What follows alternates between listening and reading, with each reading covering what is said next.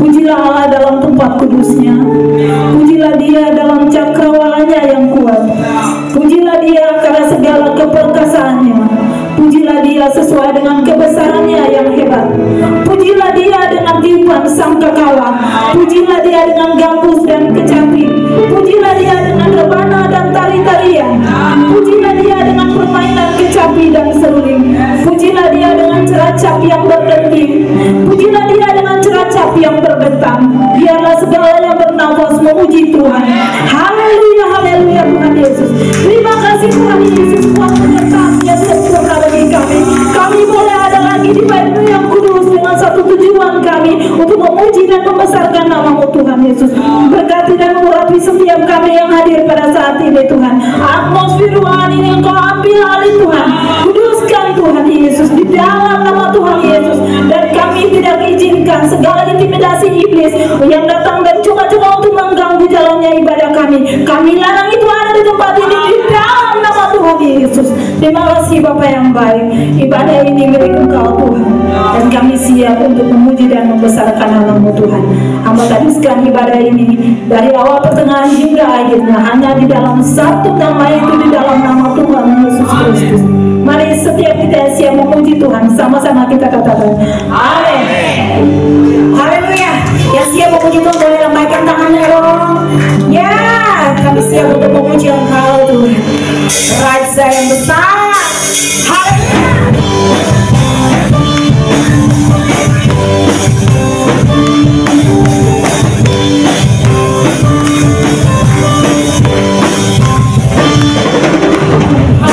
Raja Maha Besar, datang bertanya.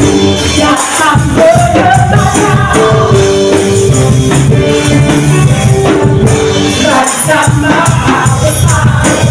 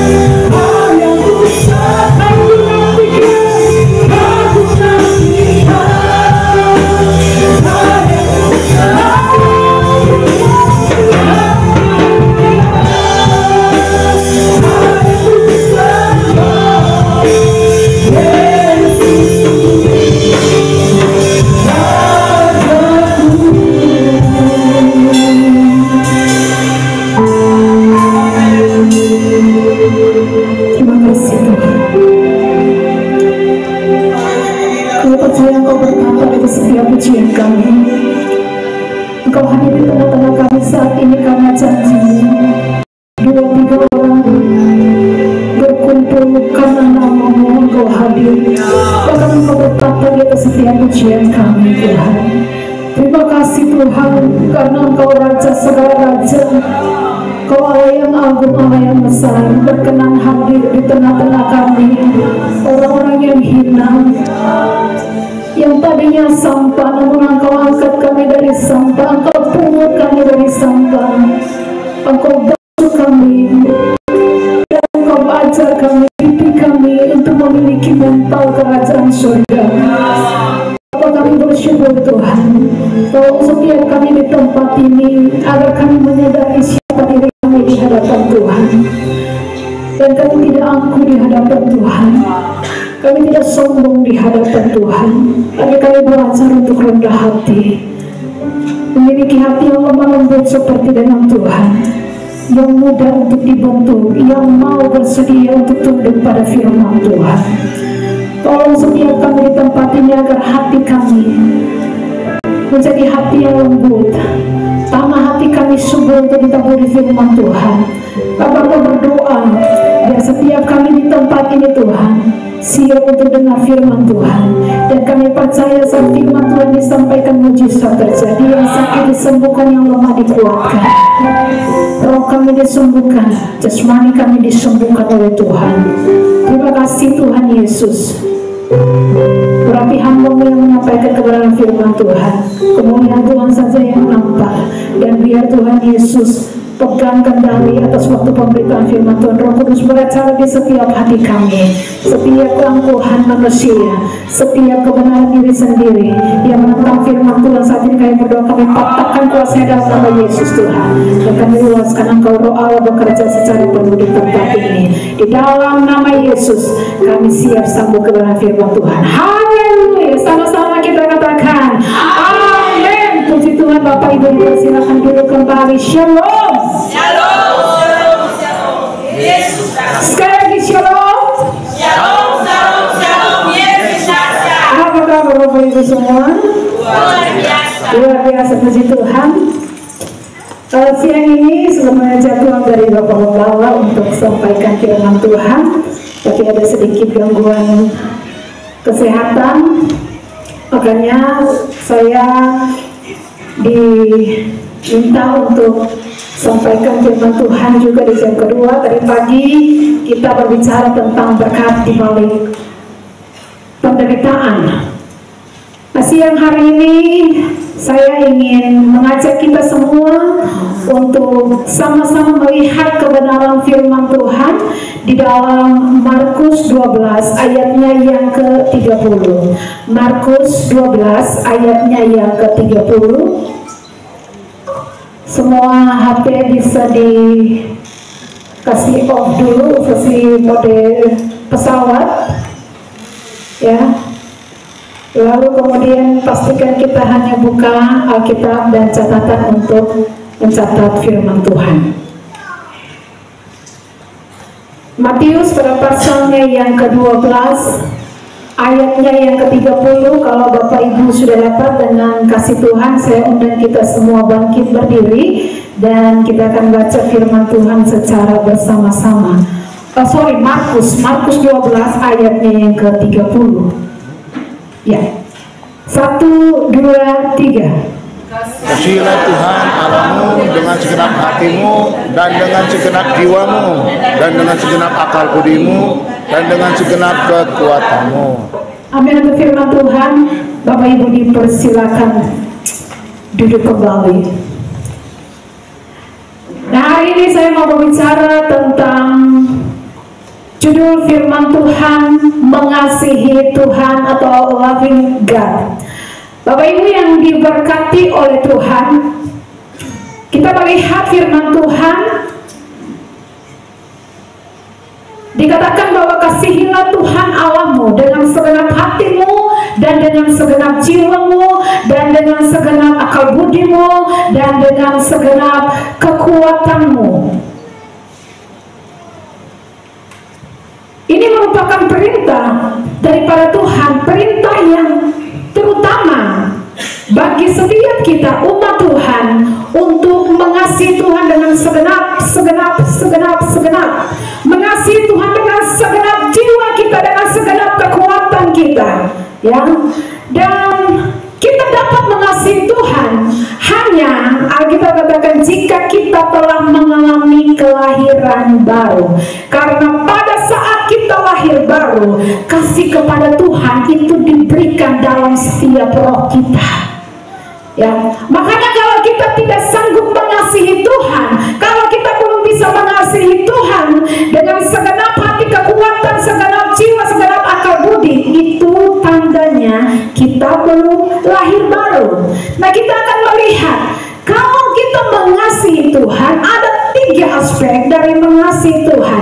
Aspek yang pertama adalah orang yang mengasihi Tuhan, dia pasti akan menyembah dengan kasih. Sekali lagi, orang yang mengasihi Tuhan, dia pasti akan menyembah Tuhan dengan kasih. Kata menyembah sendiri memiliki beberapa arti. Dari bahasa aslinya, yang pertama ada proskuneo, yang artinya menyembah dengan penuh kerinduan dan penghormatan. Ya, orang yang mencintai Tuhan, kita bisa koreksi kehidupan kita, apakah saya mencintai Tuhan atau tidak. Ada orang yang mencintai Tuhan pasti akan menyembah Tuhan dengan kerinduan, datang dengan rasa haus akan Tuhan. Kalau kita bilang kita mencintai Tuhan, tapi pada waktu kita menyembah, atau nggak lampu, nggak kipas angin, nggak AC, buka mata, atau kita lipat tangan orang lain sedang menyembah Tuhan, air mata sudah tumpah, kita lipat tangan, pangku kaki, goyang-goyang kaki, ya, tidak memiliki rasa hormat akan Tuhan, tidak memiliki kerinduan atau rasa haus akan Tuhan. Ya, ada orang suka bilang begini, kenapa ya? Beta tuh kalau ibadah beta kurang enjoy. Kalau berdoa, menara doa kan doa pemenangga, doa pribadi beta tuh kurang enjoy. Makanya berdoa sih bisa lama-lama. Apalagi baca Alkitab, beta kurang enjoy. Saudara, berdoa, beribadah, baca Alkitab itu latihan, jadi jangan tunggu enjoy baru saudara bikin. Alkitab katakan latihan badani terbatas gunanya, tetapi ibadah itu ibadah berguna dalam segala hal. Karena itu latih diri kita beribadah, karena ibadah berguna dalam segala hal, mengandung janji baik untuk hidup di dunia ini maupun untuk hidup yang akan datang. Ya, maka jangan tunggu enjoy. Enjoy beda dengan joy. Ya, kita mesti nyaman baru kita mau ibadah. Kita mesti nyaman baru kita mau pergi berdoa. Kita mesti nyaman baru kita baca Alkitab. Nyaman tidak nyaman baca Alkitab. Nyaman tidak nyaman ibadah. Nyaman tidak nyaman berdoa. Suka tidak suka ibadah. Suka tidak suka baca Alkitab. Suka tidak suka berdoa. Jangan tunggu kita suka dulu baru ibadah. Jangan tunggu kita suka dulu baru berdoa. Kau tidak akan suka terus. Ya, jangan tunggu nyaman dulu baru kita ibadah baca Alkitab. Ya, jangan sampai kita salah sangka. Kenapa kita ibadah macam sentenang, macam kurang nyaman, berdoa kurang nyaman. Makanya saya ada Roh Kudus, bukan saya ada Roh Kudus. Memang kita ini manusia daging. Kalau mau ikut kita punya daging, kita tidak mau baca Alkitab. Kalau kita mau ikut kita punya daging, kita tidak akan mau berdoa. Kenapa? Kalau kita mau ikut kita punya daging, kita tidak akan mau ibadah. Kalau kita mau ikut kita punya daging, kita tidak akan mau memaafkan orang. Kalau kita ikut kita punya daging, kita tidak akan mau minta maaf. Kalau mau ikut kita punya daging, kita akan tetap acuh tak acuh terhadap firman Tuhan, masa bodoh. Jadi kalau kita mau untuk bangkit dari kematian, ya, kematian rohani, dan masuk ke dalam terang Allah yang ajaib atau memiliki kehidupan yang kekal, ya, itu merupakan proses mematikan daging. Nah, makanya kalau kita sudah bertahun-tahun ikut Tuhan tapi tidak ada proses lawan daging, ya, sebenarnya kita bukan domba. Sebab domba itu pasti mau nurut kepada apa kata Tuhan, dan dia mau melawan dagingnya. Jangan tunggu nyaman. Makanya kenapa Raja Daud ketika dia lagi berdoa, dia bilang begini, pujilah Tuhan, hai jiwaku. Kenapa dia bisa bilang begitu? Karena dia ada dalam posisi ketaatan. Mungkin dia tidak sedang ingin berdoa,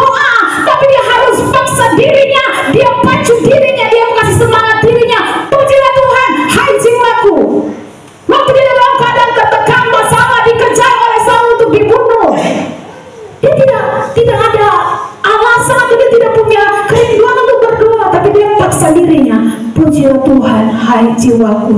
Dia memotivasi dirinya, dia mendisiplinkan diri sendiri untuk beribadah kepada Tuhan.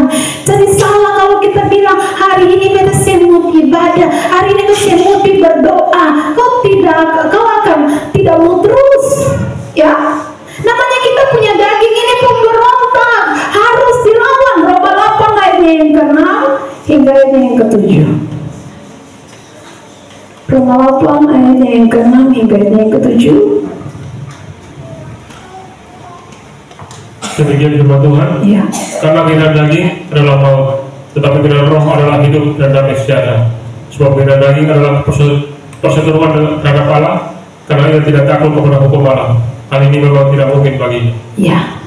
Kalau kita tidak belajar lawan daging kita dan kita ikut saja kita punya daging, punya mau, maka kita tidak akan menerima kehidupan yang kekal. Tapi dikatakan keinginan daging adalah maut, keinginan roh adalah hidup dan damai sejahtera. Keinginan daging adalah permusuhan dengan Allah.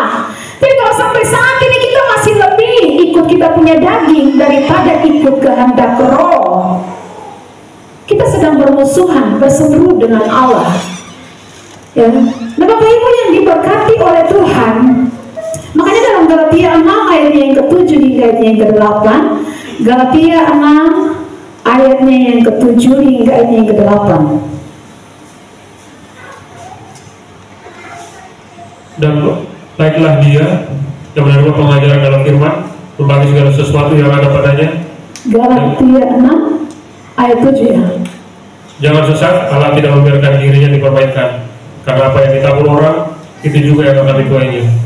Sebab barang siapa menabur dalam dagingnya, ia akan menuai kebinasaan dari dagingnya. Tapi barang siapa menabur dalam roh, ia akan menuai hidup yang kekal dari roh. Amin.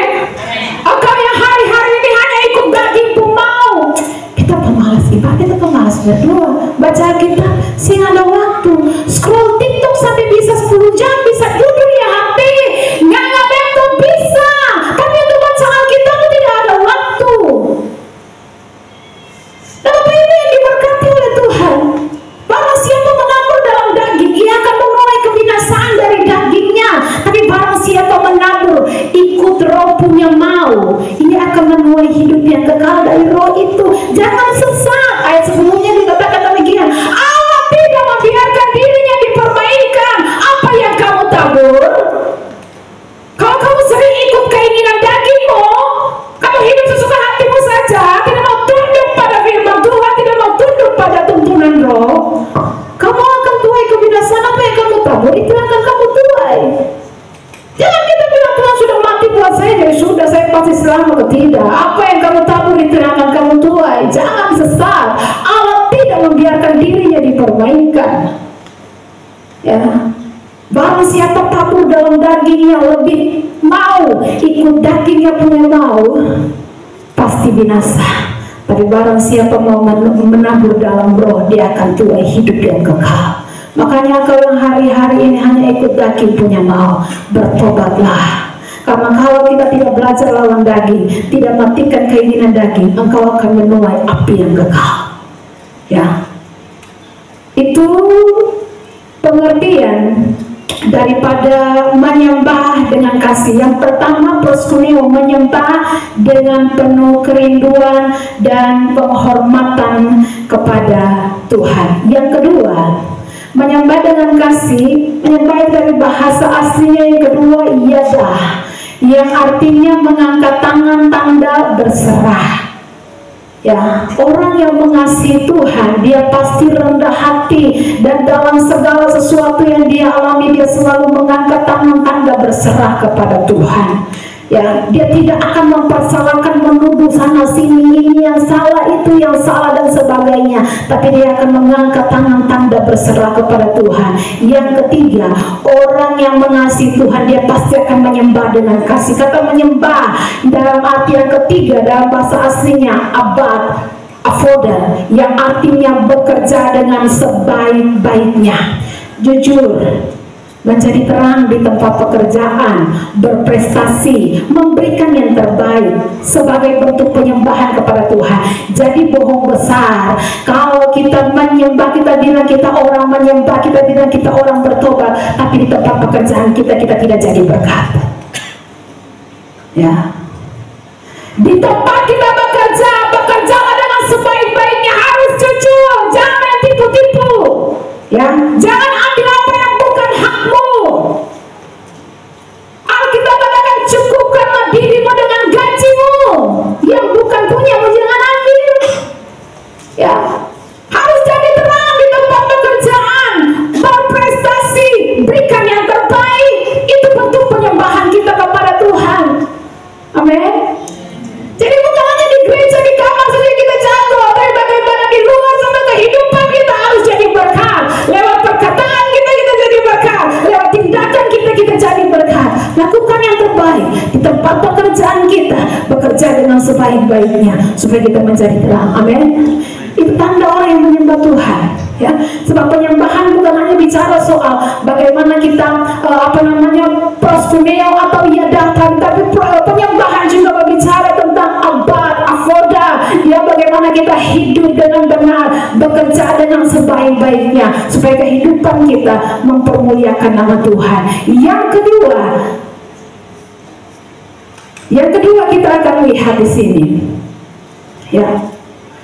Aspek yang kedua dari mengasihi Tuhan, kalau kita katakan kita mengasihi Tuhan, maka yang kedua kita akan memberi dan melayani dengan kasih.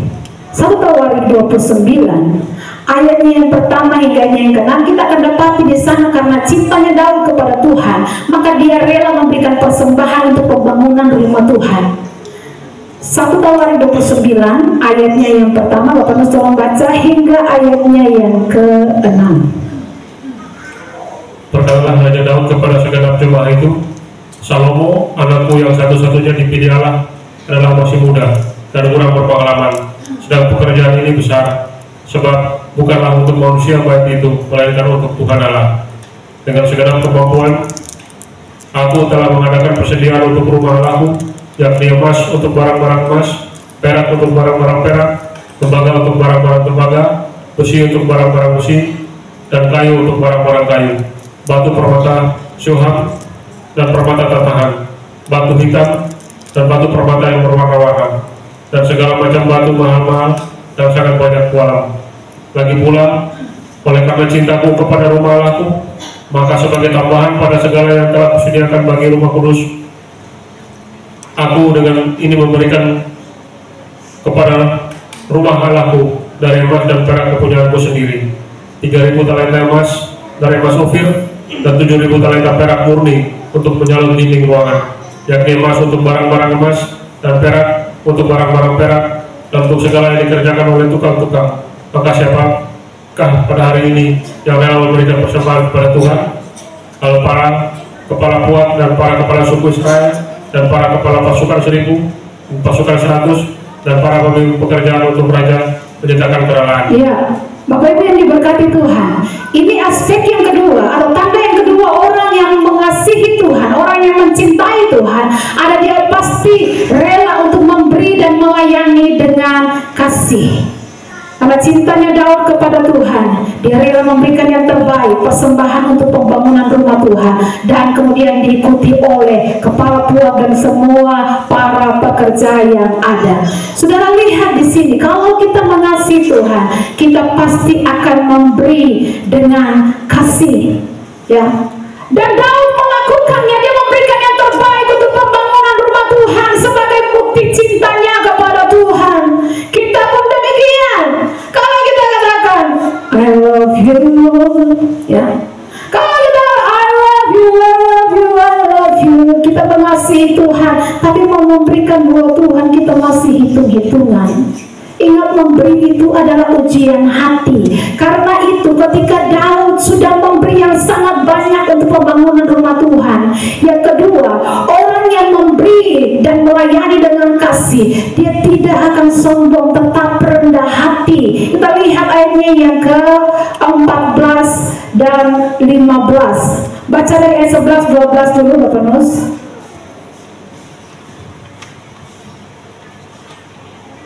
Sabtawari 29 ayat Tuhan, ya. punyamulah kebesaran dan kejayaan, kehormatan, kemasyhuran, dan keagungan. Ya, segala-galanya yang ada di langit dan di bumi, ya Tuhan, punyamulah kerajaan dan Engkau yang tertinggi, itu melebihi segala-galanya sebagai kepala. Sebab kekayaan dan kemuliaan berasal daripadamu, dan Engkaulah yang berkuasa atas segala. Kekayaan dan kemuliaan berasal daripadamu, Engkau yang berkuasa atas segala-galanya. Dalam tanganmu-lah kekuatan dan kejayaan, Ya. dalam tanganmu-lah kuasa membesarkan dan mengokohkan segala-galanya. Sekarang ya Allah kami bersyukur kepadamu dan memuji namamu yang agung itu. Ayat 14. Sebab siapakah aku ini dan siapakah bangsaku? Sudah kasih yang terbaik, sudah kasih yang sangat banyak untuk pembangunan rumah Tuhan. Tapi begitu dia menyadari dirinya, siapakah aku ini dan siapakah bangsaku? Sehingga kami mampu memberikan persembahan sukarela seperti ini. Sebab daripadamu-lah segala-galanya, dan dari tanganmu sendirilah persembahan yang kami berikan. Dia tahu bahwa apa yang dia berikan kepada Tuhan itu dari Tuhan sendiri. Tuhan yang memberikan kepada dia, yang dikembalikan kepada Tuhan. Lanjut ayat 15. Sebab kami adalah orang asing di hadapanmu, dan orang pendatang sama seperti semua nenek moyang kami, sebagai bayang-bayang hari-hari kami di atas bumi, dan tidak ada harapan. Ya, ayat 16-17. Ya Tuhan kami, segala kelimpahan bahan-bahan yang kami sediakan ini untuk mendirikan bagimu rumah bagi namamu yang kudus adalah dari tanganmu sendiri, dan punyamulah segala-galanya. Aku tahu, ya Allahku, bahwa Engkau adalah pemuji hati. Pemuji hati, ya. Soal memberi itu soal ujian hati. Dan berkenan kepada keikhlasan. Ya. Maka aku pun mempersembahkan semuanya itu dengan sukarela dan tulus ikhlas. Dan sekarang umatmu yang hadir di sini telah pun memberikan persembahan sukarela kepadamu dengan sukacita. Ya. Ya, ini orang yang mengasihi Tuhan, persembahkan yang terbaik, tapi tidak sombong, tidak merasa berjasa dengan persembahannya. Daud sadar kalau dia bisa berikan yang terbaik buat Tuhan, semua yang dia punya dari Tuhan. Jadi tidak ada alasan bagi dia untuk sombong. Ya. Jadi kalau kita bilang kita mengasihi Tuhan tapi memberi untuk Tuhan masih hitung-hitungan, omong kosong. Persembahan terlalu banyak, atau juga ada susah. Ya, persembahan terlalu banyak, mesti kasih ini, kasih itu, dan segala bangunan gereja. Ya, mesti perpuluhan. Nah, Bapak Ibu yang diberkati oleh Tuhan, satu kali ketika Maria datang ke kaki Tuhan, dia memecahkan sepotong minyak narwastu yang begitu mahal, itu upah 1 tahun orang bekerja. Dia pecahkan itu di kaki Yesus, dan dia mengurapi kaki Yesus, lalu dia menyeka itu dengan rambutnya.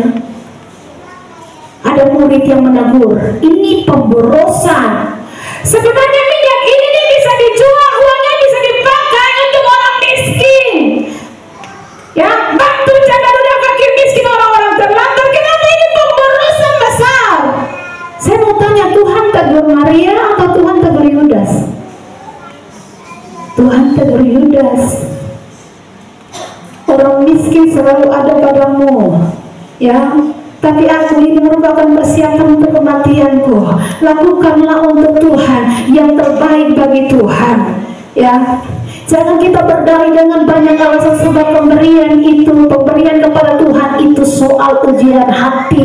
Makanya kita katakan, dia mengatakan demikian karena dia pemegang kas bendahara, ya. Dia pemegang keuangan, dia selalu mencuri uang. Makanya dia, aduh ini pemborosan nih, masa minyak semahal ini nih. Kita semua orang miskin saja dipecahkan di kaki Tuhan buat apa? Kasih waktu terlalu banyak-banyak, ibadah itu berapa? Boros waktu saja. Jangan terlalu boros-boros lagi. Ya, kita mah hitung dengan Tuhan. Hanya Bapak Ibu yang diberkati oleh Tuhan. Tadi pagi saya katakan bahwa Tuhan kita itu Tuhan yang punya prinsip. Kalau orang yang punya hati suci, Tuhan akan berlaku suci dengan dia. Tapi orang yang punya hati bengkok, Tuhan pun akan berlaku berat-belit dengan dia. Coba kita lihat firman Tuhan itu di dalam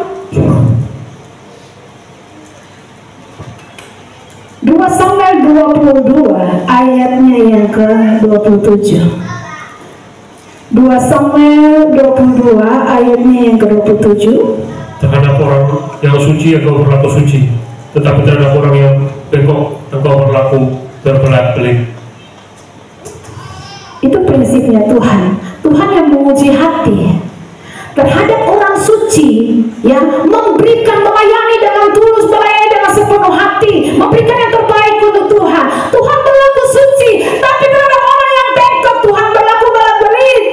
Makanya kita sebagai orang Kristen, apalagi sebagai seorang pelayan, berani kita bengkok di hadapan Tuhan. Saya masih bengkok engkau, kata Tuhan.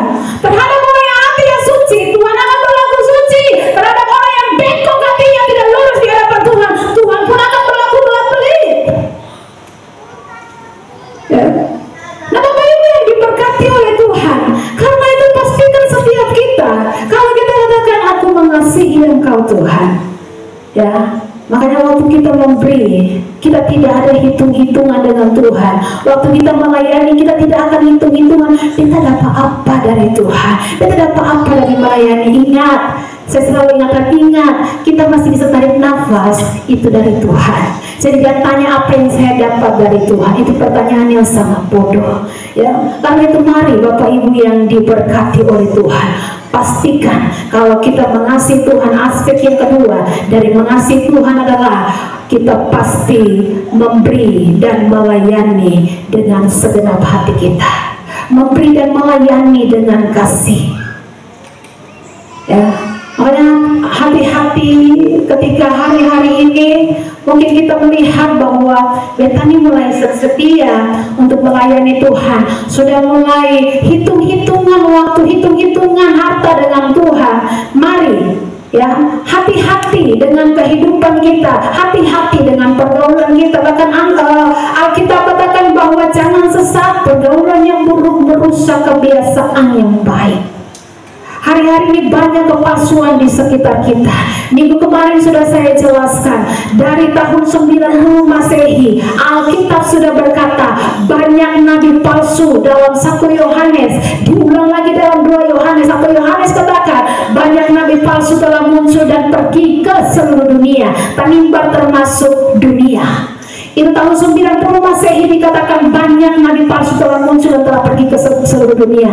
2024 apa kabar? Seperti jamur. Hati-hati penyesatan di sekitar kita. Bahkan dikatakan dalam 2 Yohanes, dikatakan bahwa penyesat telah muncul dan telah pergi ke seluruh dunia. Banyak, bukan sedikit, banyak. Maka 2024 apa kabar? Ya. Jadi ketika ada apakah itu pergaulan kita yang menarik kita jauh daripada Tuhan, hati-hati. Ya.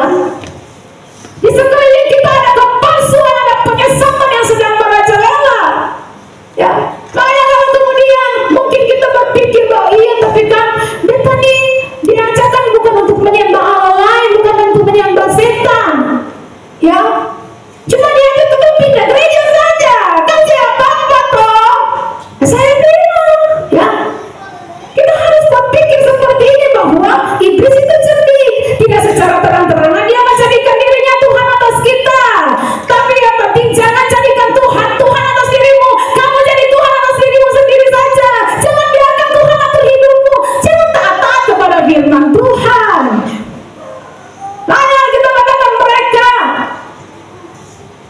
awalnya masuk dalam kita, tapi tidak sungguh-sungguh termasuk dalam kita. Tidak sungguh-sungguh ikut Tuhan. Ya. Jadi Bapak Ibu yang diberkati oleh Tuhan, ia tidak menyembah setan. Sebab kalau diajak menyembah setan, anak kecil pun tidak akan mau. Ya.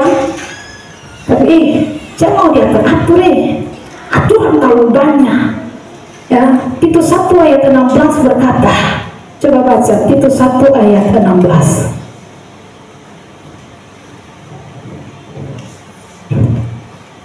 Mereka mengaku mengenal Allah, tapi dengan perbuatan mereka menyangkal Dia. Sampai di situ, mereka mengaku mengenal Allah, tapi dengan perbuatan mereka menyangkal Dia. Kita tidak diajar menyembah setan, tapi waktu kita diajar untuk jangan menjadikan Tuhan itu atur hidup kita. Pokoknya kita tuh sesuatu, kita tuh bebas, free, merdeka. Ya, Bapak Ibu yang diberkati oleh Tuhan,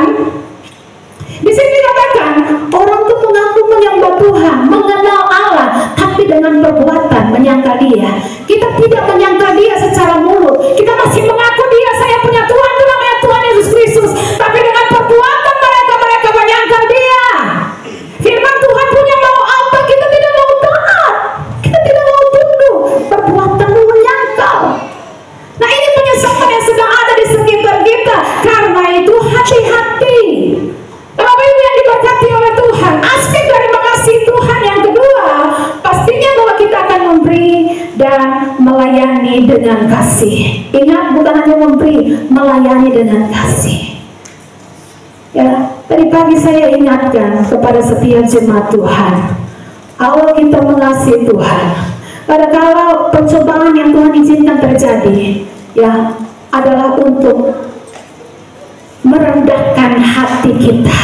Ya, Israel itu dalam Ulangan pada pasalnya yang ke-8 dikatakan, Tuhan izinkan ada di padang gurun selama 40 tahun karena mereka, Tuhan hanya mau merendahkan hati mereka.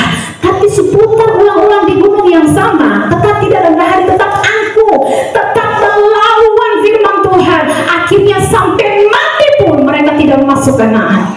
Jutaan orang Israel mati di padang gurun. Ulangan 8 ayat yang kedua dikatakan, hanya untuk merendahkan hatimu dan menguji apakah engkau tetap berpegang pada firman Tuhan ataukah tidak.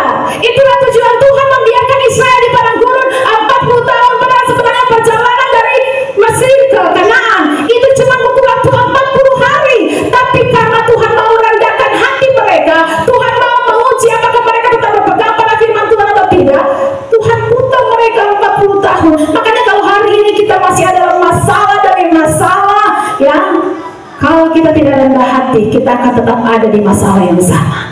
Kalau kita tidak tetap berpegang pada firman Tuhan, kita tetap akan ada dalam masalah yang sama. Hati-hati supaya kita jangan ditarik untuk mengikuti arah yang lain, ya, untuk kurang setia kepada Tuhan. Hati-hati. Bapak Ibu yang diberkati oleh Tuhan, pastikan bahwa kita melayani Tuhan dengan segenap hati. Itu sebab dalam Yohanes 12 dikatakan di sana, Yohanes 12 ayatnya yang ke-26,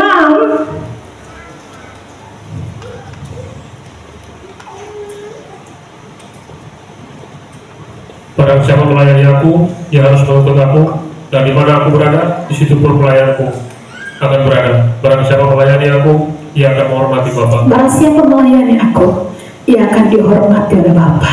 Karena saya katakan dalam ibadah doa puasa, ya, manusia tidak hormat engkau, ya, teman-temanmu mungkin tidak hormat engkau, orang mungkin tidak hormat engkau, tapi waktu engkau setia melayani Tuhan, Bapa di surga menghormati engkau.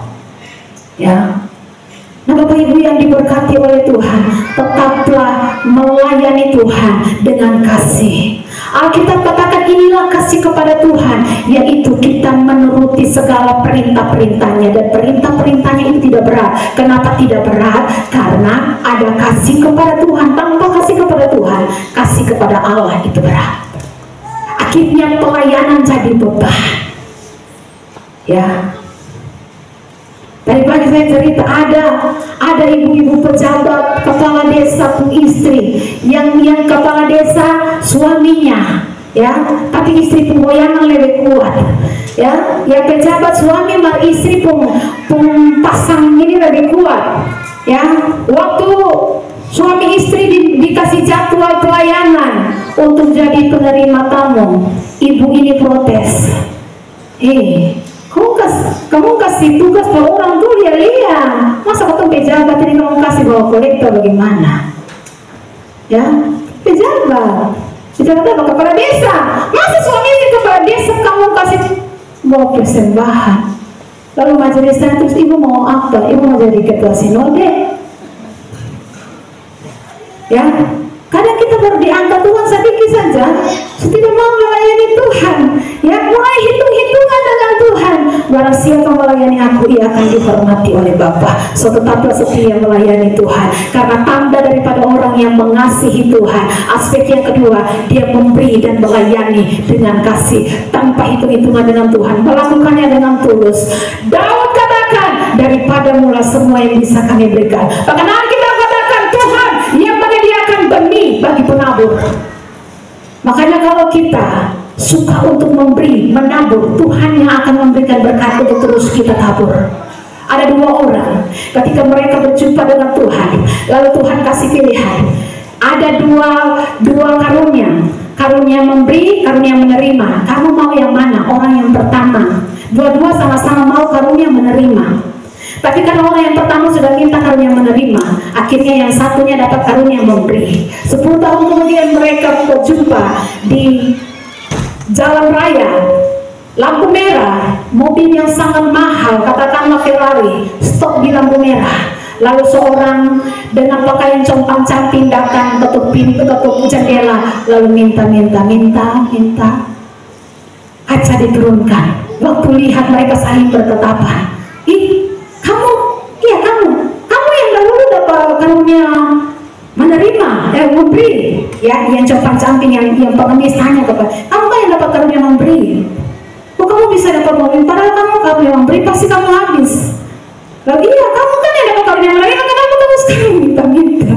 Ya, lalu kemudian yang bawa mobil bilang, ya, saya diberkati Tuhan karena saya harus terus memberi. Makanya Tuhan terus sediakan benih itu untuk saya tabur. Karena taburan berkat itu kan dari Tuhan. Jadi waktu Tuhan lihat kita terus tabur, Dia yang akan sediakan. Ya, tapi kalau kita hanya terima, ya sudah pengemis. Mentakan mau terima. Ya, tidak mau untuk memberi.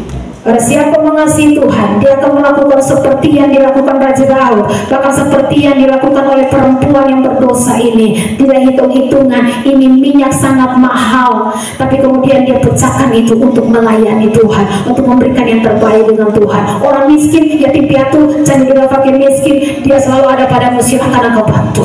Tapi untuk aku, lakukanlah. Ya.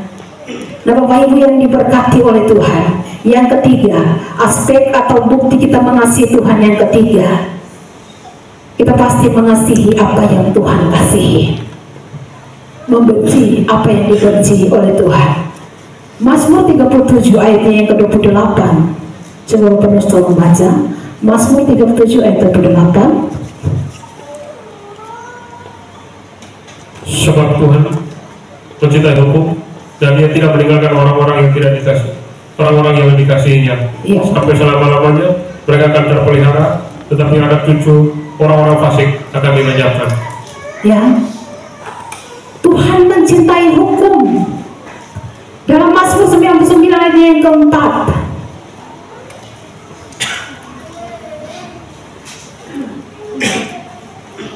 Mazmur 99 ayat 4. Raja yang kuat dan mencintai hukum, Engkaulah yang menegakkan kebenaran. Hukum dan keadilan di antara keturunan Yakub, Engkaulah yang melakukannya. Ya, dia raja yang mencintai hukum. Artinya bahwa Tuhan sangat mencintai hukum-hukumnya. Tuhan sangat mencintai firman-Nya. Seperti Daud, dia mencintai perintah Tuhan. Mazmur 119 ayat yang ke-127. Mazmur 119 ayat 127.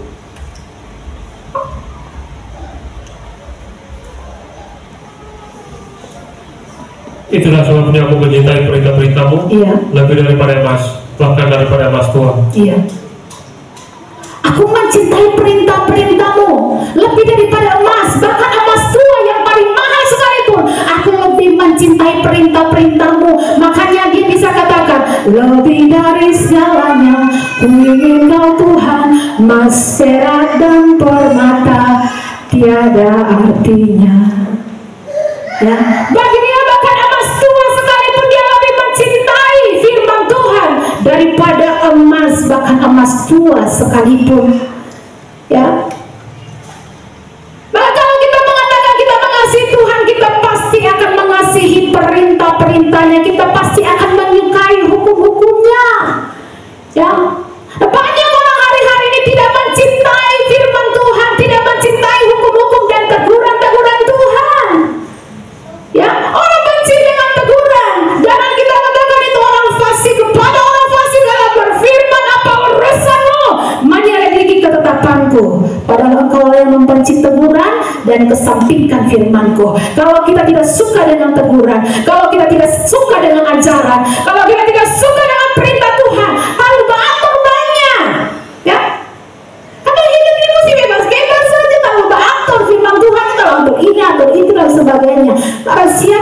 benci teguran?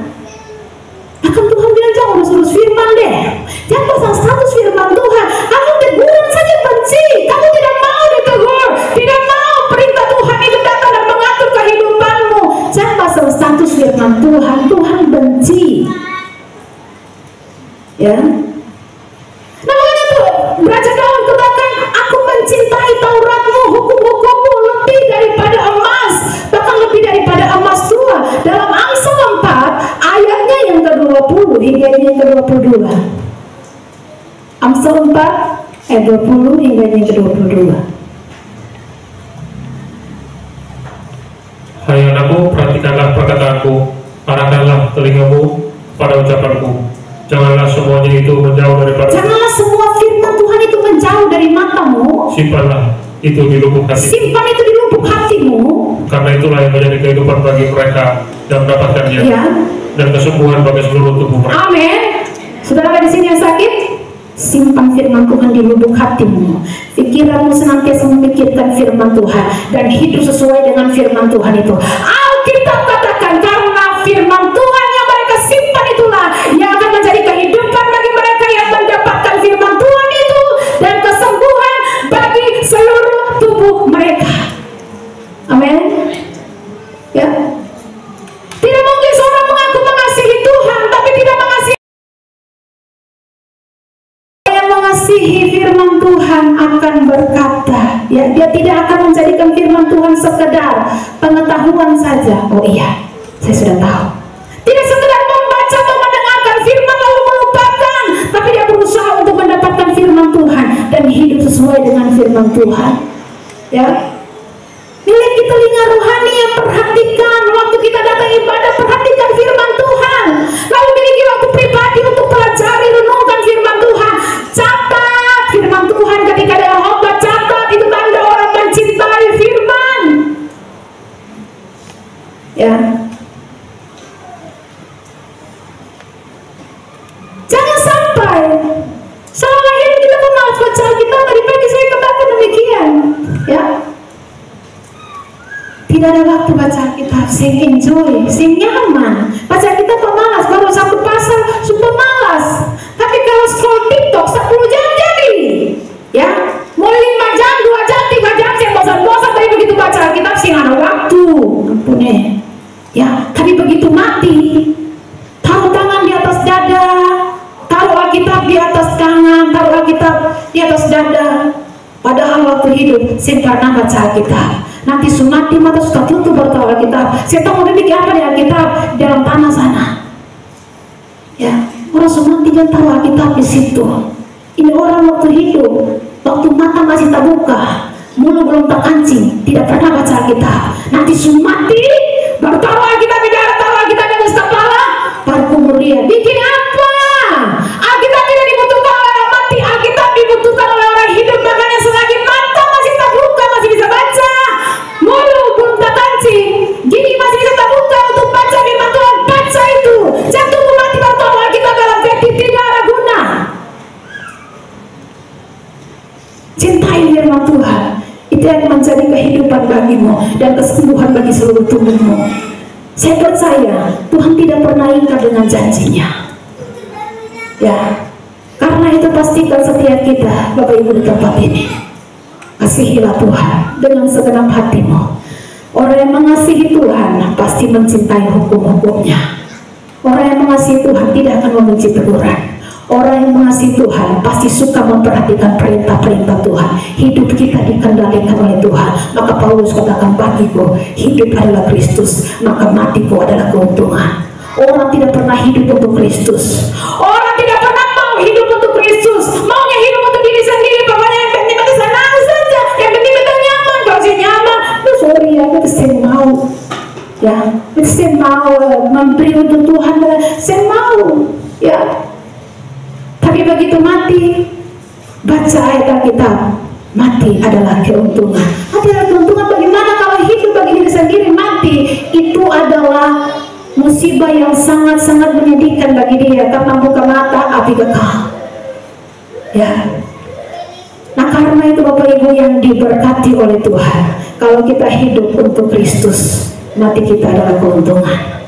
Pastikan bahwa dalam kehidupan kita, selagi kita masih bernafas, mata masih terbuka, cintai firman Tuhan. Pastikan dalam setiap hari kita baca firman Tuhan, selidiki firman Tuhan, renungkan itu, lalu berdoa, beribadah, cari Tuhan dengan sungguh-sungguh. Ya, itu tanda orang yang mencintai Tuhan.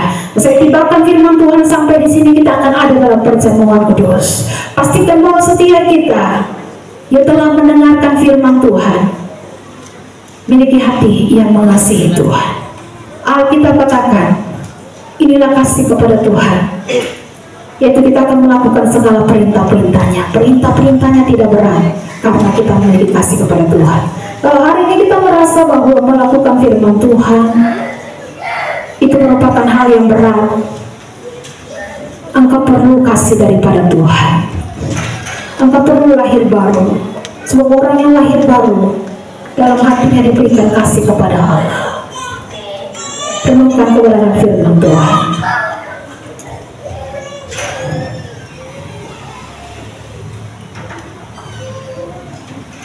Haleluya. Orang yang mengasihi Tuhan akan menyembah Tuhan dengan kasih. Proskuneo, dia datang menyembah dengan rasa hormat dan rindu akan Tuhan. Apakah hari ini ketika engkau datang beribadah, datang berdoa, datang kepada Tuhan dengan kerinduan?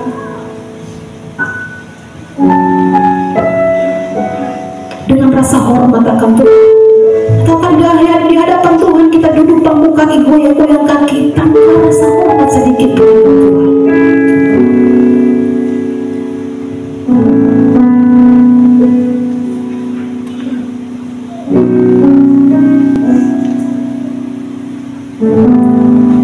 Terima kasih dalam segala keadaan, waktu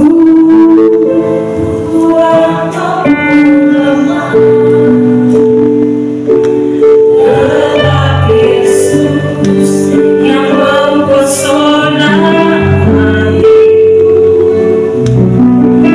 yang hidup bersama baru di setiap musim kehidupan, di setiap musim kehidupan.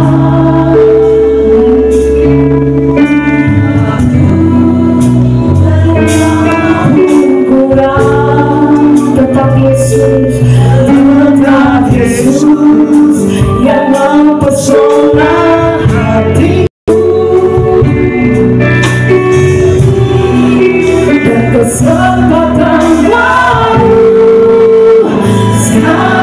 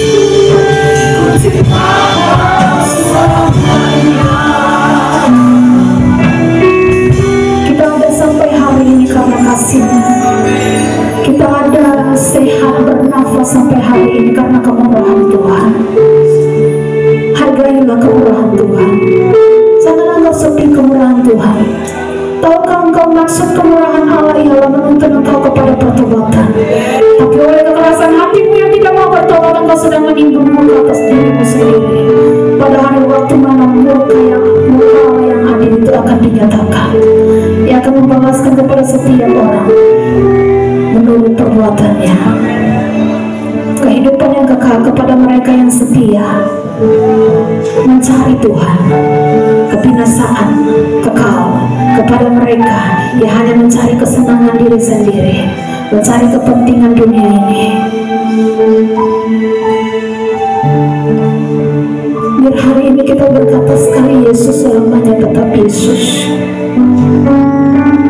Mau kurang kah, mau melimpah kah, mau sakit, mau sehat, mau kuat, mau lemah, sekali Yesus selamanya Yesus. Biar dia tetap menjadi pesona dalam hati kita. Pastikan fokusmu tidak bergeser daripada Tuhan. Pastikan bahwa tujuanmu tidak bergeser daripada Tuhan. Kalau hari ini tujuanmu mulai bergeser kepada dunia ini, engkau kerahkan segenap kekuatan untuk mencapai dunia ini dan bukan Tuhan. Bertobatlah saat ini. Dia harus menjadi pesona dalam hidup kita. Pesona Tuhan harus mengalahkan segala pesona dunia ini. Dia harus mempesona, memikat hati kita, sehingga ketika kita katakan aku mengasihi Engkau Tuhan, benar-benar Tuhan merasakan kita mengasihi Dia. Dengar ini saudara, Tuhan sangat mengasihi kita. Dia selalu menunggu kita datang kepada Dia, dan kemurahannya Dia selalu membuka tangannya menanti kita untuk datang kepada Dia. Tapi dunia mengalihkan fokus kita. Dunia membuat segala kesibukan sehingga kita tidak fokus lagi kepada Tuhan. Padahal tahukah kita, Raja Daud berkata, dari Tuhanlah segalanya, karena itu Dia berikan yang terbaik untuk Tuhan. Tuhan tolong setiap kami di tempat ini meteraikan firman dalam kehidupan kami, bahwa kami akan tetap memiliki hati yang mengasihi Tuhan, agar kami mau tetap menyembah Tuhan dengan kasih, dengan penuh rasa hormat dan kerinduan akan Tuhan. Kami mau tetap berserah rendah hati di hadapan Tuhan. Bahkan kami, Tuhan Yesus, mau menjadi berkat di tempat pekerjaan kami. Kami mau lakukan seperti untuk Tuhan. Apapun yang kami lakukan seperti untuk Tuhan dan bukan untuk manusia. Kami mau Tuhan berikan dan melayani dengan tulus hati, dengan segenap hati kami. Bahkan kami mau Tuhan mencintai apa yang Tuhan cintai, mencintai firman-Mu, dan membenci apa yang Kau benci, yaitu dosa. Terima kasih Tuhan. Saya serahkan kepada Ibu Kepala. Jemaat dipersilakan duduk kembali. Kita akan ada dalam perjamuan kudus.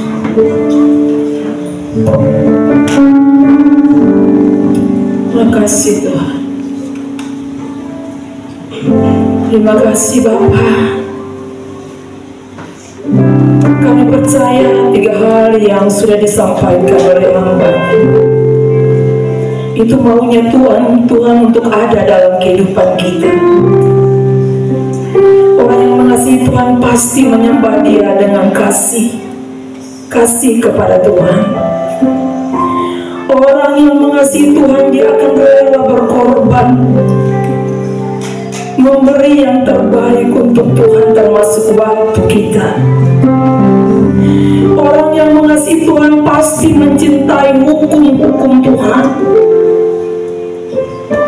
Dia berikan hukum-hukum, perintah-perintah itu untuk saya dan saudara untuk dilakukan. Mari kita lakukan itu karena kita mengasihi Tuhan. Terima kasih banyak Bapa yang baik, meteraikan kebenaran firman-Mu itu dalam kehidupan kami Tuhan. Roh Kudus yang kami andalkan, biarlah terus berbicara bagi kami semua. Ingatkan kami, dengungkan selalu firman-Mu itu di telinga kami, di hati kami, supaya kami bisa melakukan itu dengan tunduk, dengan hormat dan takut akan Tuhan. Terima kasih, kami percaya semua kami diberkati saat ini. Berkat mengalir atas kehidupan hamba-Mu, pakai dengan luar biasa Tuhan. Terima kasih banyak Bapa. Kami akan ada dalam perjamuan kudus di saat ini Tuhan. Kami berdoa kepada-Mu Bapa, biarlah hati kami siap untuk menerima roti dan anggur yang adalah tubuh dan darah-Mu. Setiap kehidupan kami akan diberikan kekuatan. Setiap kehidupan kami akan diberikan kemampuan untuk menyatu dengan tubuh dan darah-Mu. Dan kami percaya ketika darah-Mu masuk dalam darah kami, dalam tubuh kami, daging-Mu masuk menyatu dengan daging kami. Kami berdoa kepada Engkau Tuhan, biarlah kami akan tetap berusaha untuk menjadi serupa dan segambar dengan Engkau Tuhan. Terima kasih banyak Bapa, hamba-hamba-Mu yang sudah siap melayani Engkau.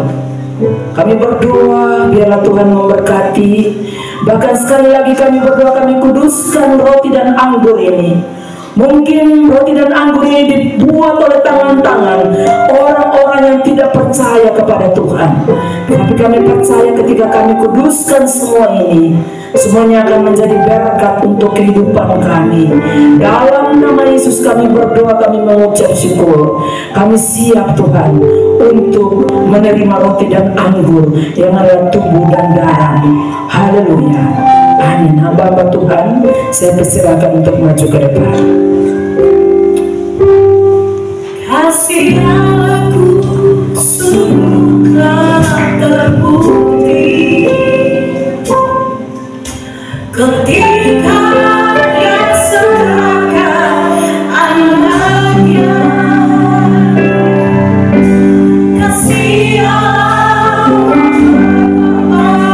bagi orang lalu, ada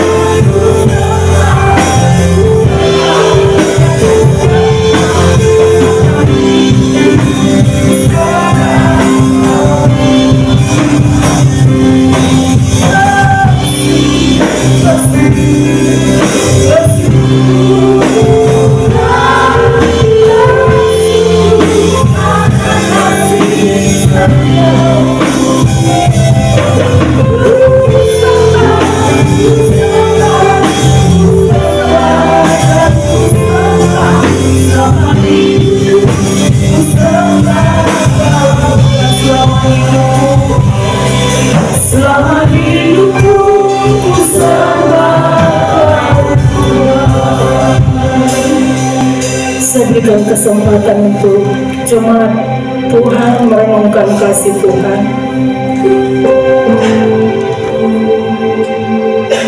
Renungkan pengorbanan Tuhan yang sempurna bagi saya dan saudara. Dia terpaku di atas tiang kayu salib karena kita. Dia diludahi mukanya karena kita. Dia ditusuk lambungnya karena kita. Bahkan sampai dia mati di atas tiang kayu salib karena dia membayar setiap kehidupan kita. Makanya kita ada sampai saat ini.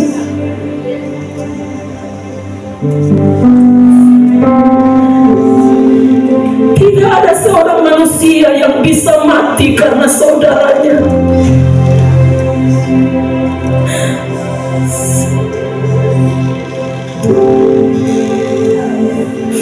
Ingat kasih Tuhan ketika engkau berhadapan dengan perjamuan. Dia bayar lunas saudara. Darahnya tercurah dan tumpah ke bumi dan darahmu ada di cawanmu saat ini. Mari angkat roti yang ada di tangan kananmu, angkat lagi di kepalamu. Tanda engkau menghormati dia.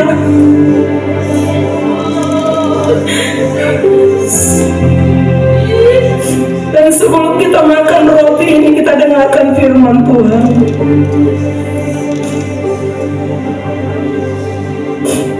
Sebab apa yang telah kuteruskan kepadamu telah aku terima dari Tuhan, yaitu bahwa Tuhan Yesus pada malam waktu ia diserahkan, ia mengambil roti dan sesudah itu mengucap syukur atasnya.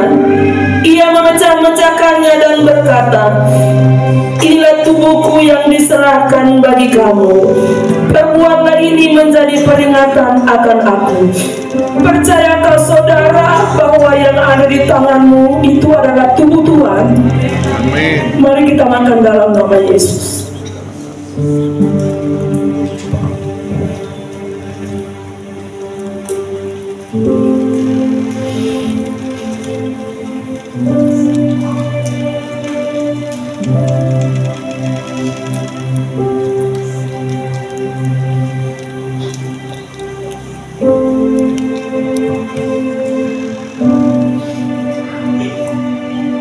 Terima kasih Tuhan.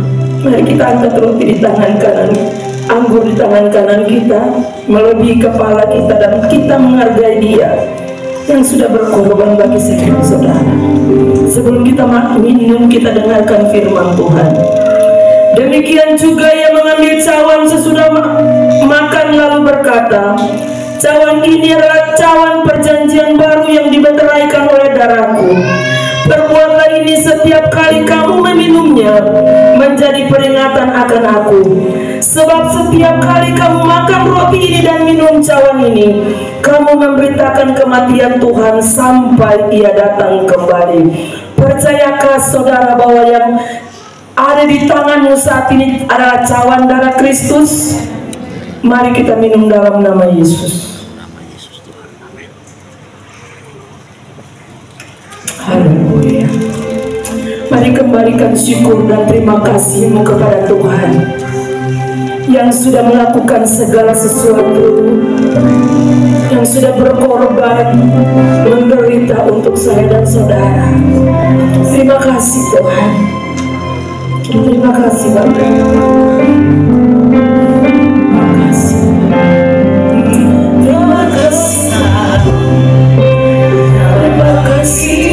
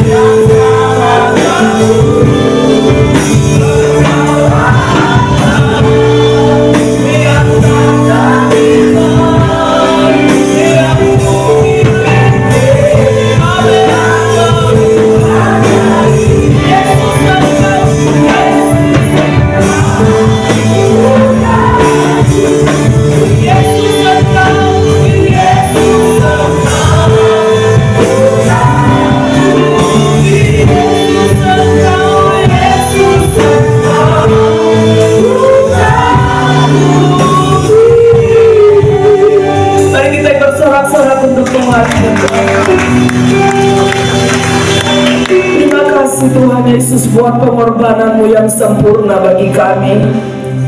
Kami akan terus merenungkan kasih-Mu.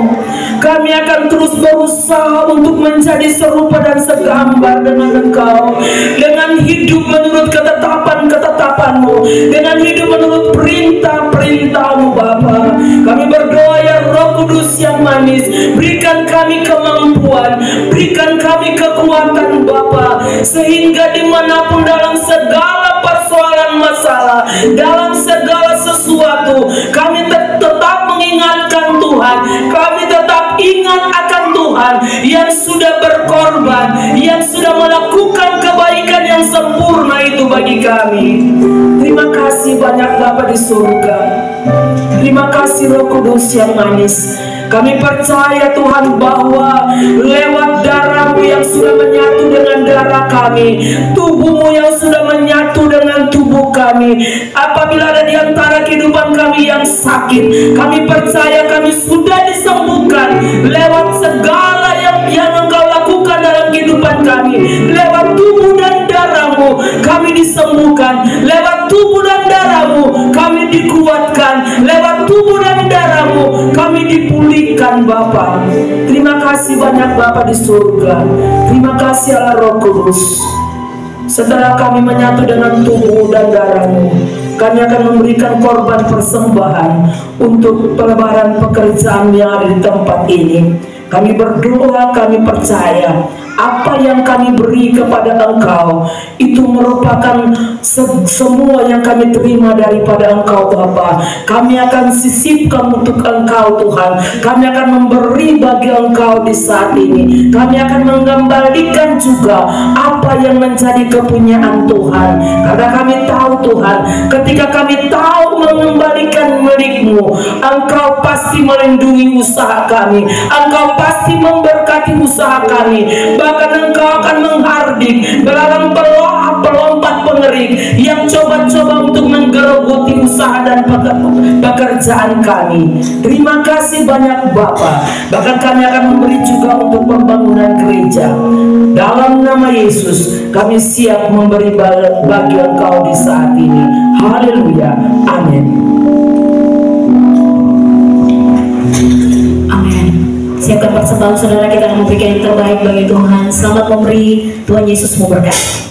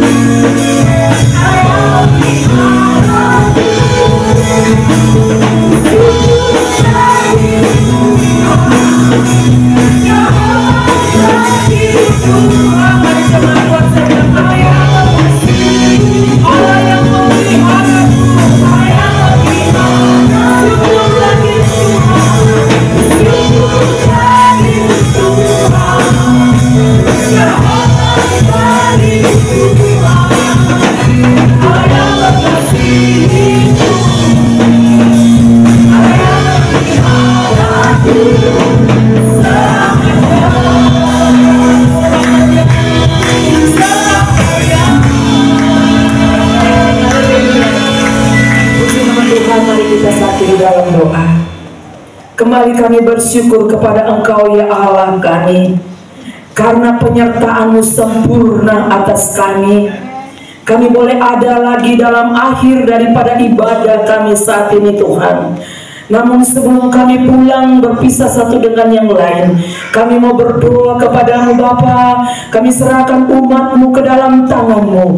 Kami percaya Tuhan bahwa ibadah itu ketika kami lakukan dalam kehidupan kami dengan segenap hati kami, roti makanan kami pasti sudah diberkati, air minuman kami sudah diberkati. Bahkan Engkau sudah menjauhkan daripada kami segala wabah, sakit, penyakit apapun Tuhan yang ditakuti di bawah kolong langit ini. Engkau pasti melindungi kami, orang-orang yang percaya dan takut kepada Engkau. Terima kasih banyak Bapa. Kami berdoa kepada-Mu Tuhan. Kami serahkan Tuhan ketika umat-Mu ada dalam masalah dan persoalan. Allah adalah kekuatan, Allah adalah jalan keluar. Engkau pasti ada sama-sama dengan umat-Mu, memberikan semangat bagi mereka, memberikan hikmat bagi mereka, berikan kekuatan bagi mereka ketika mereka menghadapi masalah Tuhan. Dan pada akhirnya ketika mereka selesai dengan masalah mereka, mereka akan muncul seperti emas yang murni Tuhan. Terima kasih banyak Bapa yang baik. Kami berdoa kepada-Mu Tuhan Yesus. Kami menyerahkan Tuhan umat-Mu dengan usaha pekerjaan mereka masing-masing, baik sebagai petani, sebagai nelayan, Tuhan memberkati, sebagai pegawai negeri sipil, Tuhan memberkati, sebagai pengusaha-pengusaha, Tuhan Engkau memberkati mereka yang ada di kejaksaan, di pengadilan, mereka sebagai TNI, Polri, Bapa, tenaga-tenaga pengajar, tenaga-tenaga kesehatan, Tuhan memberkati mereka semua dengan segala pekerjaan yang mereka tekuni Tuhan. Terima kasih banyak Bapa yang baik. Bahkan kami berdoa untuk anak-anak kami dalam bangku-bangku pendidikan, mulai dari PAUD TK sampai ke perguruan tinggi, kepintaran, kecerdasan, Tuhan kasih buat mereka semua. Terima kasih Bapa yang membutuhkan lapangan pekerjaan, Tuhan berikan bagi mereka Bapa sesuai dengan apa yang mereka inginkan. Terima kasih Tuhan Yesus. Kami berdoa kepada Engkau Tuhan. Kami menyerahkan jemaat-jemaat cabang yang tersebar di setiap kecamatan dan desa di kabupaten ini pun Tuhan memberkati. Bahkan bangsa dan negara kami Indonesia tercinta, berkati pemimpin yang ada di pusat sampai ke setiap provinsi, bahkan di kabupaten dan kecamatan, desa-desa sekalipun Tuhan memberkati. Terima kasih Bapa. Secara khusus kami berdoa untuk kota kabupaten Kepulauan Tanimbar. Nantinya beberapa waktu lagi akan diadakan pemilihan kepala daerah Tuhan. Siapapun dia yang akan terpilih, Tuhan taruh di setiap hati kami untuk kami memilih yang tepat Tuhan, yang mengasihi Tuhan, yang betul-betul mengasihi setiap masyarakat yang dipercayakan Bapa. Sehingga Bapa kami berdoa kepada Engkau, taruh di hati kami dengan sungguh-sungguh Tuhan. Terima kasih banyak Bapa yang baik. Dalam nama Yesus kami berdoa, kami mengucap syukur, dan kami percaya Tuhan sebelum kami pulang tinggalkan tempat ini Bapa, kami akan menerima berkat daripada-Mu. Mari umat Tuhan, arahkanlah hatimu kepada Tuhan. Angkatlah kedua tanganmu lalu dengan iman percaya, mari engkau terima berkat Tuhan. Tuhan memberkatimu dan melindungimu. Tuhan menyinari engkau dengan wajahnya dan memberikan engkau kasih karunia.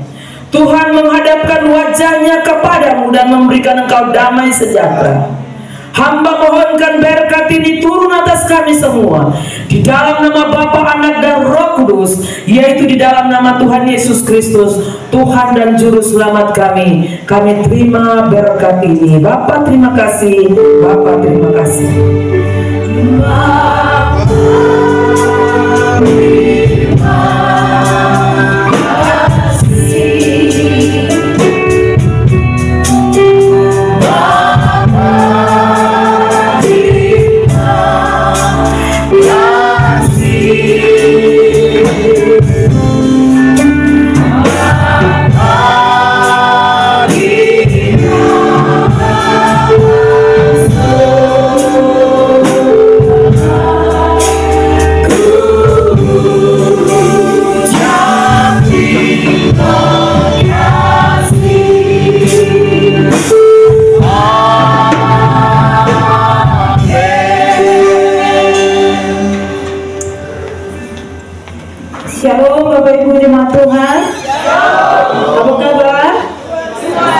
Luar biasa.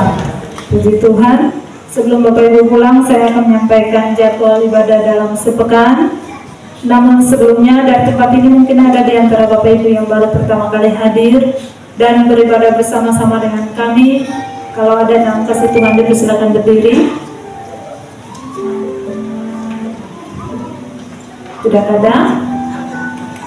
Baik.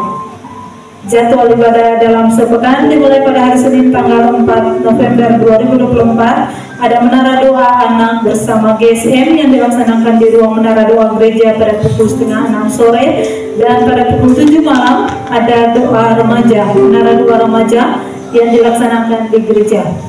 Hari Selasa tanggal 5 November 2024 ada menara doa KPA yang dilaksanakan di gereja pada pukul 7 malam. Hari Rabu tanggal 6 November 2024 ada ibadah wanita Bethel Indonesia atau Women Breakthrough yang bertempat di rumah Ibu Shirley Warengka dengan alamat Perumahan Bomaki. Ibadah dilaksanakan pada pukul 6 sore. Hari Kamis tanggal 7 November 2024 ada komsel wilayah yang dilaksanakan di wilayah masing-masing dan ibadah dimulai pukul 7 malam.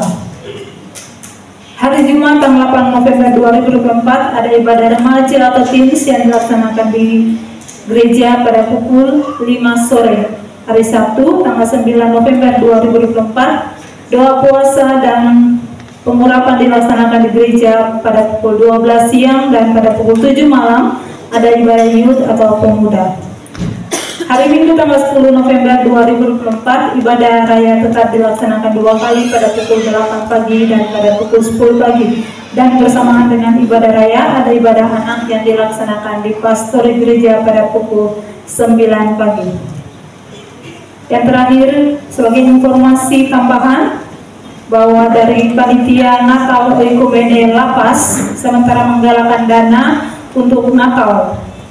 Oleh karena itu ada sejumlah produk basar yang ditawarkan bagi Bapak Ibu jemaat sekalian, antara lain ada keripik, kue basah, dan aneka souvenir. Bagi Bapak Ibu yang mau untuk memberkati panitia Natal Ekumene bisa dapat membeli produk yang ditawarkan. Selesai ini boleh bisa dapatkan di depan gereja. Demikian informasi yang dapat saya sampaikan. Dan ibadah kita telah selesai. Saya kembalikan Bapak Ibu ke rumah masing-masing dengan ucapan selamat hari Minggu. Tuhan Yesus memberkati. Shalom.